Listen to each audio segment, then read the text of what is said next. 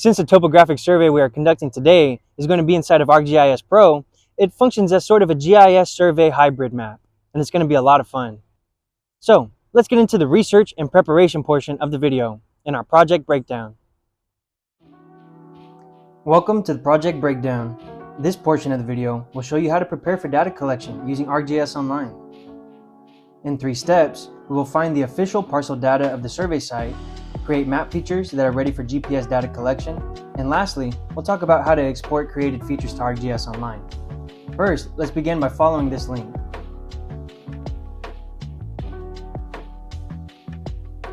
As you can see, it takes us to a page that has the surveyed plats for all of Hays County.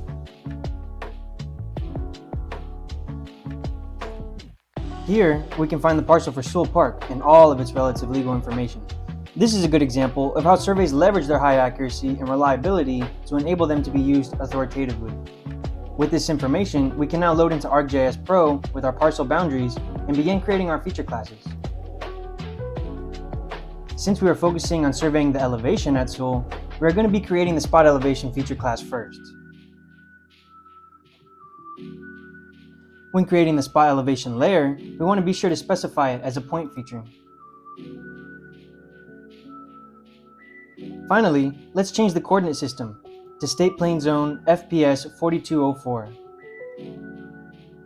Using a localized projection like this, make sure that we maintain the 1 to 2 centimeters of accuracy that we are striving for. After creating the feature, the next step is to add GPS metadata fields, where we use the fields it creates to map our contours and display the coordinate geometry of the boundary. There's altitude, the coordinates, as well as the accuracy of the fix. After repeating the process for each feature class, we can begin sharing them as web layers to ArcGIS Online.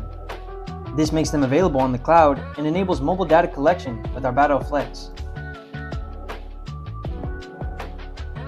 As you can see, there is a brief error, but it is easily fixed by auto-assigning sequential IDs. The web layer was published successfully, and after repeating the process for each feature class, we can begin sharing them as web layers to ArcGIS Online.